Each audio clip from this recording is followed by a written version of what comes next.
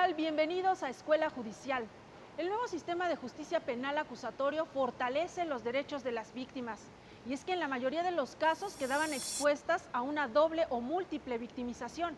Primero la que sufren por parte de su agresor cuando se comete el delito. Después cuando se convierte en imputado y le genera temor por haberlo denunciado. O cuando rinde su declaración ante el Ministerio Público.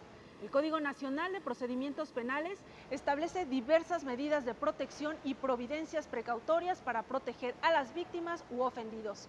Hoy conoceremos cuáles son y quiénes pueden solicitarlas. Soy Verónica González, comenzamos.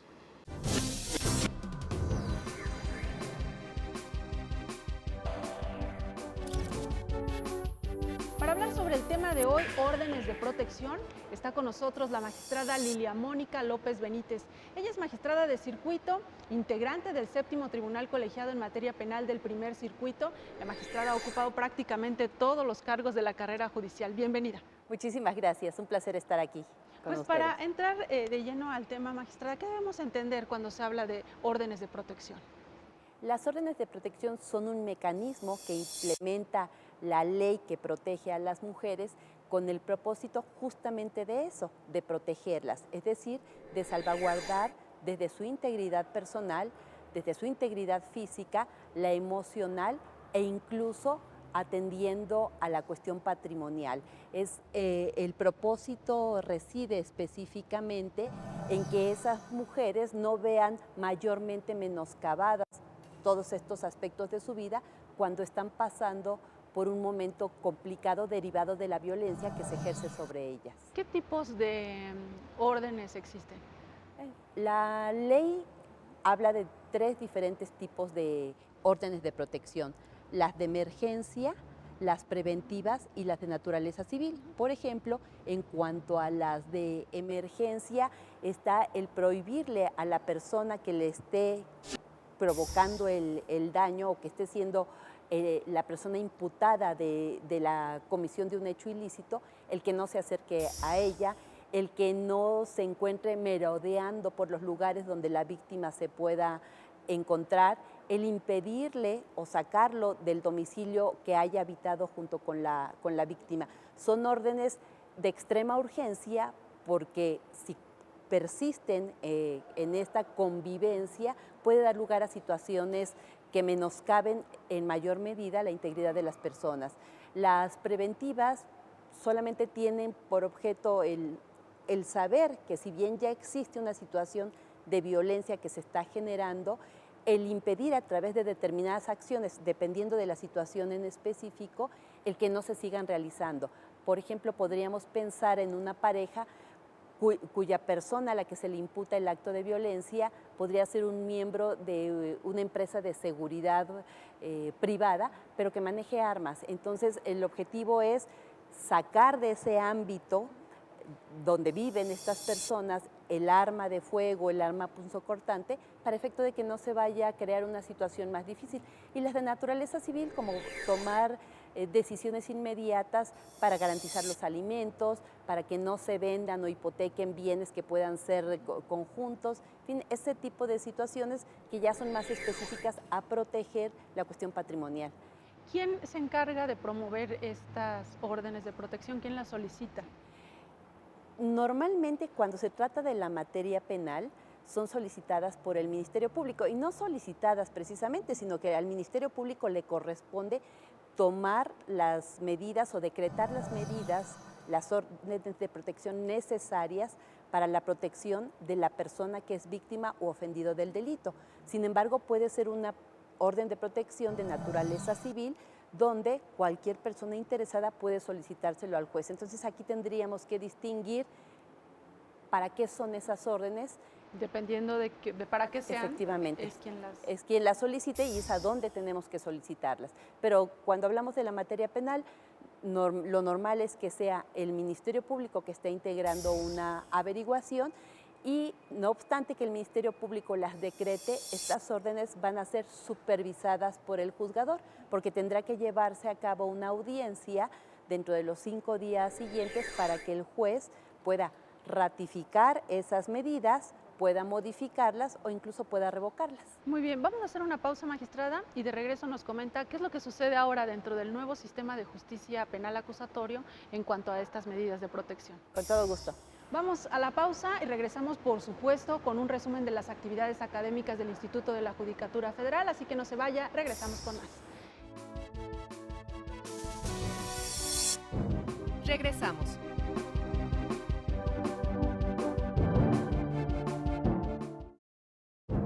Continuamos. Antes de retomar nuestra charla con la magistrada Lilia Mónica López Benítez, echemos un vistazo a las actividades académicas de la Escuela Judicial.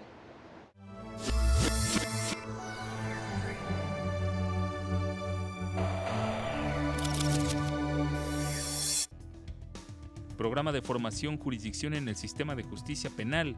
Los alumnos concluyeron el curso 4, en el que se abordó el tema de las instituciones procesales y los medios de impugnación. La próxima semana está previsto analizar el tema de la ejecución de penas. Magistrados, jueces, secretarios de estudio y cuenta y secretarios de tribunal y juzgado reciben capacitación sobre teorías de la comunicación, elementos del proceso comunicativo y comunicación no verbal. Proceso de capacitación del personal que operará en los centros de justicia penal federal. Ya está en línea la lista de vencedores de la séptima etapa de implementación. Los interesados pueden consultarla en www.ijf.cjf.gov.mx. Constancia. Si cursaste algún curso o diplomado en el Instituto de la Judicatura Federal y no has obtenido tu constancia, te invitamos a tramitarla vía correo electrónico en constancias.correo.cjf.gov.mx. Ya estamos de regreso conversando con la magistrada Lilia Mónica López Benítez sobre las órdenes de protección. Ya nos explicó el concepto, en qué momento se pueden solicitar y quién las puede solicitar. ¿Qué sucede ahora con el nuevo sistema de justicia penal acusatorio? ¿Hay algunas modificaciones o siguen siendo estas mismas medidas? En realidad no cambia. Antes del Código Nacional de Procedimientos Penales tenemos la Ley General de Acceso a las Mujeres a una vida libre de violencia. En esta ley general es donde se especifica perfectamente qué son las órdenes de protección y cuáles son los tipos de órdenes de protección a los que ya nos hemos referido. Ahora, el Código Nacional de Procedimientos Penales, por obvias razones y por tratarse de órdenes que derivan normalmente, o siempre incluso podría decir yo, de hechos que tienen como origen una conducta delictiva, no hace una clasificación.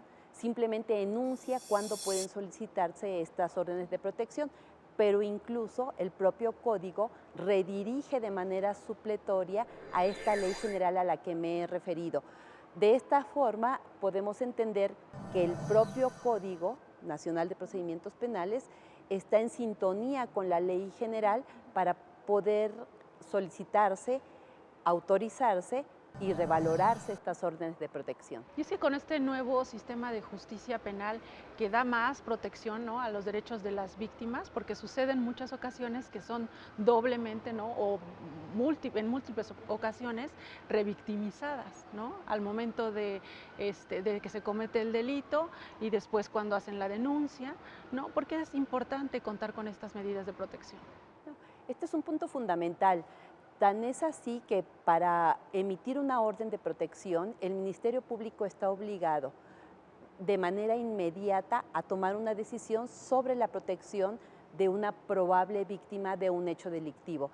Tiene su razón de ser, porque si lo vemos en la experiencia, cuántas mujeres que han denunciado y a las que no se les ha escuchado su voz, resultan posteriormente que han sido muertas a manos de las propias personas que vivían, por ejemplo, con ella. Pensemos en el caso de un marido o en el padre respecto de un hijo, en fin. Entonces, el Ministerio Público tiene la obligación de tomar decisiones inmediatas. Claro que, como yo señalaba hace un rato, esta decisión, si bien es inmediata y tiene como objetivo proteger, tiene que ser revalorada por un juez, porque justamente al ser revalorada por el juez es cuando esas medidas de protección, dicho en otros términos o en unos términos que yo utilizaría, se legitiman y efectivamente va a evitar que la víctima sea doblemente o triplemente o las veces que sean revictimizada, porque ya el hecho de presentarse ante un ministerio público, el tener que expresar todos los aspectos de los cuales ha sido víctima y que además no se le atienda, pues puede generar situaciones que terminan en tragedia. ¿Quién se encarga? Ya mencionaba usted la situación del juez, ¿no? Él es el que da seguimiento al cumplimiento de estas medidas de protección. Sí, podemos advertirlo desde muchos puntos de vista. Corresponde al Ministerio Público el otorgarlas, pero el verificar que se cumplan. Y por supuesto, con mayor razón al juzgador el verificar que se estén cumpliendo, porque es quien va a determinar si esa orden de protección que se concedió es válida, por cuánto tiempo debe de perdurar esa orden de protección y en su caso, en falta de cumplimiento, tomar la decisión, primero, para imponerle alguna medida de apremio a la persona que no cumplió, por un lado, y por otro, verificar el estado en que se encuentra la víctima para poder pronunciarse sobre la supervivencia de esa medida. ¿Cuáles podrían ser las medidas de apremio? Puede ser desde una multa, por ejemplo, puede ser en casos extremos, porque sabemos que hoy con el nuevo sistema de justicia, la prisión preventiva será para casos muy específicos y en contadas situaciones, pero podría ser, dependiendo del delito de que se trate, dar lugar a una medida cautelar de esta naturaleza como la prisión preventiva, ¿no? Dejar de estar en libertad y tener que seguir su proceso privado de la libertad. Entonces, y es importante que se sepa que hay estas medidas, pues estas sanciones, pues, al que no lo cumpla, ¿no? Por supuesto que es importante, primero, que me refiero a las mujeres, pero no quiere decir que esto sea privativo de las mujeres, pero se da con mayor incidencia en casos donde la víctima es una mujer. Entonces, empezando es que las mujeres sepan que no están solas, que las mujeres sepan que existen una serie de instrumentos o mecanismos legales para su protección y que ellas pueden ir directamente al Ministerio Público, pueden ir directamente ante un juez de lo familiar a solicitar otro tipo de medidas de protección. Yo creo que ese es el primer camino, el hecho de saber. Mientras uno no lo conoce, no lo sabe, pues se siente solo, se siente poco acompañado y no sabe hacia dónde voltear para que se le haga justicia y se le proteja principalmente. Y de erradicar un poco la idea de que la violencia es algo natural, ¿no? Que se vive en casa y que es una situación que no tiene remedio. No, sí tiene remedio. Ese es todo un tema, porque durante mucho tiempo hemos pensado que la violencia es natural y que si la mujer es víctima de violencia es porque quiere, es porque no tiene la decisión de decir hasta aquí, pero para poder entender cómo actuamos las mujeres ante la violencia, tendríamos que entender también que socialmente y a través de los tiempos hemos estado estructurados en un sistema de vida patriarcal, donde a la mujer le correspondió, y lo digo entre comillas, obedecer. Entonces, es romper con esquemas, es romper con formas tradicionales de vida y es saber que estamos viviendo en un país donde la democracia nos obliga a la igualdad. Así es. Vamos a hacer una pausa y de regreso entramos al tema de la capacitación, estando aquí en la Escuela Judicial. Muy bien. Vamos a la pausa y regresamos también con la agenda del Instituto de la Judicatura Federal. No se vaya, regresamos con más.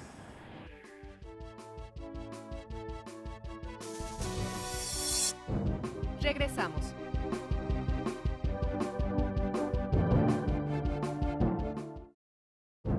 Continuamos. Veamos un adelanto de los eventos académicos que tiene programado el Instituto de la Judicatura Federal y regresamos con las conclusiones de nuestra entrevista con la magistrada Lilia Mónica López Benítez.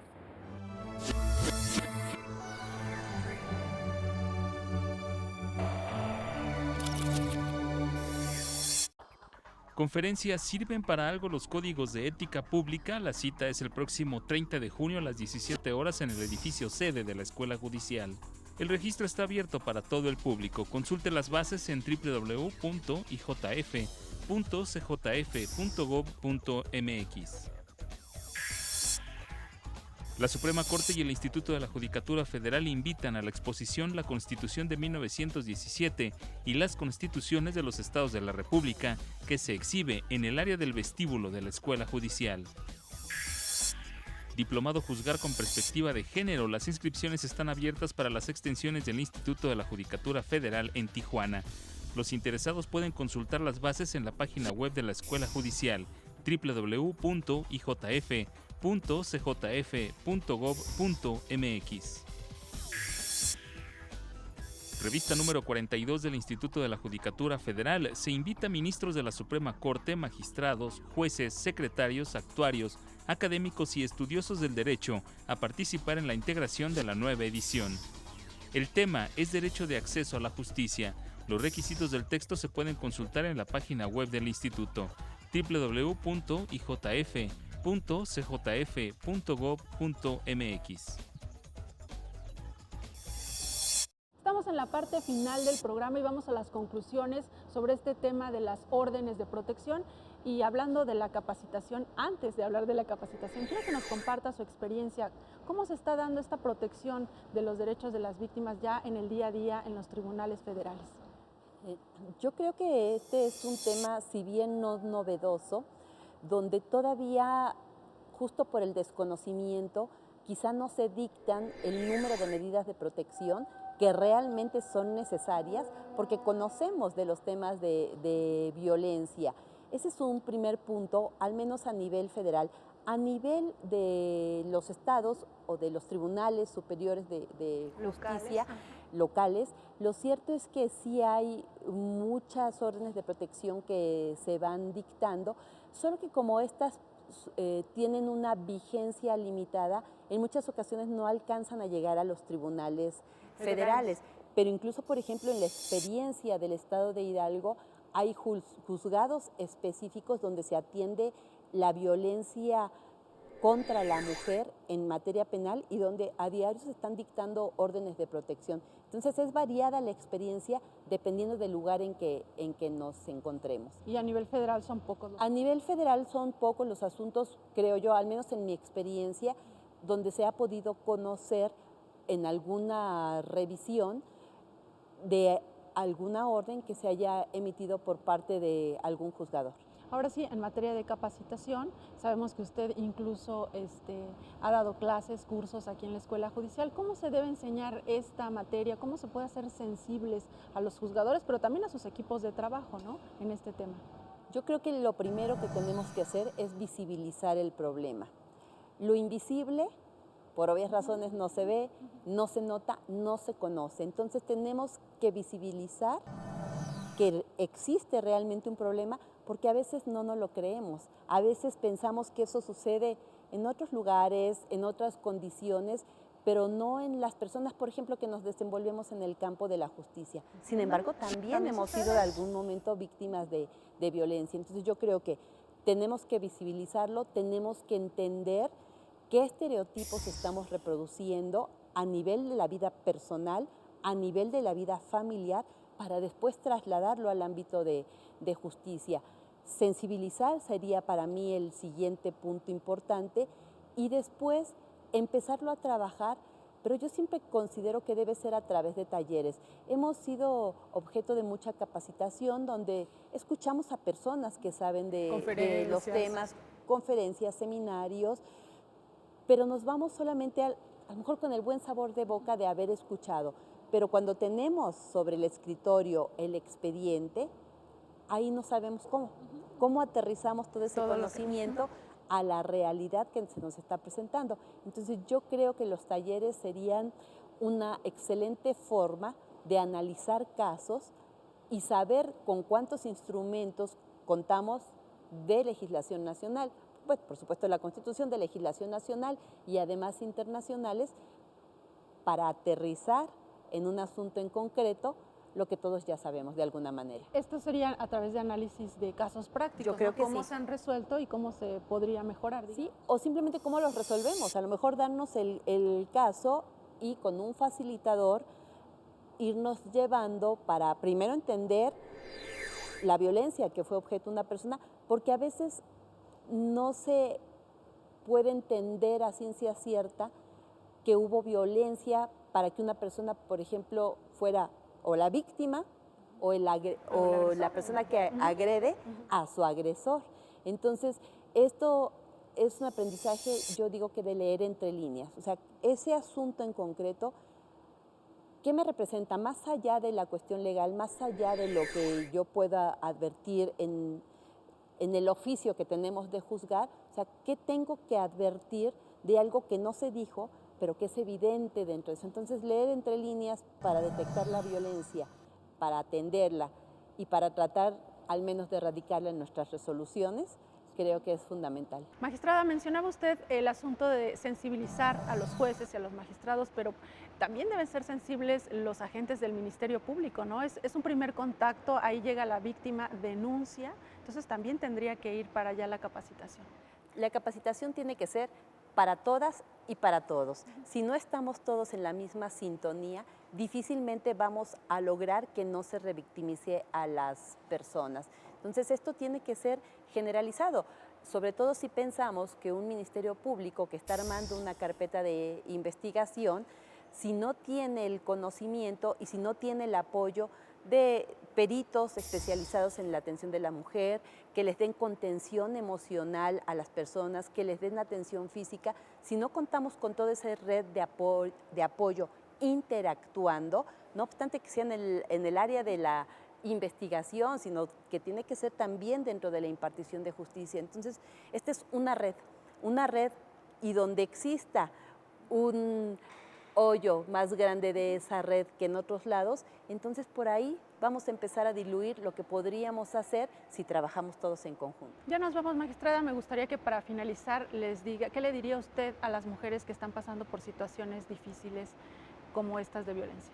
Que se acerquen a las instituciones, que no están solas, que hay muchas medidas de protección desde el ámbito jurisdiccional, pero también que les van a ayudar a resolver como un primer paso su aspecto emocional, su aspecto hasta económico, porque se buscan todos esos cauces para que ellas, y hablaré de una palabra que no me encanta, pero que significa muchas cosas, para que ellas se empoderen y puedan salir a la vida con el valor que como mujeres tenemos en un México donde la igualdad tiene que imperar ante todo. Magistrada Lilia Mónica López Benítez, muchas gracias por habernos acompañado en el programa de hoy. Un placer, como siempre, estar aquí. A usted también, gracias por su atención. Le recuerdo que lo esperamos la próxima semana con más sobre las actividades de la Escuela Judicial. Mientras tanto, la invitación a que se quede en la señal del canal judicial.